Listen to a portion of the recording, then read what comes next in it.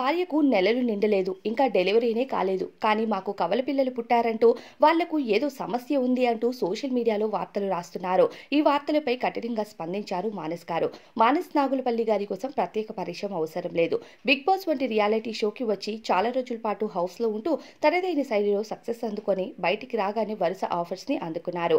ఇక స్టార్ మాలో ప్రసారమవుతున్న బ్రహ్మముడి సీరియల్లో హీరోగా నటిస్తూ ఆయన నటనతో అలరించారు. ఇక ప్రస్తుతం నీతోనే డాన్స్ అనే ఒక షోలో కూడా నాగులపల్లి గారు తనదైన శైలిలో డాన్స్ లో కూడా ఆయన ప్రతిభను చూపిస్తున్నారు. అయితే ఇక గత ఏడాది ఎంతో ఘనంగా వివాహం చేసుకున్నారు మానస్ గారు. అయితే మానస్ గారు త్వరలోనే తండ్రి కాబోతున్నట్టు, తన భార్య గర్భవతి అన్నట్టు సీమంత వేడుకల ద్వారా ఈ బెస్ట్ మూమెంట్స్ ని అభిమానులతో షేర్ చేసుకున్నారు.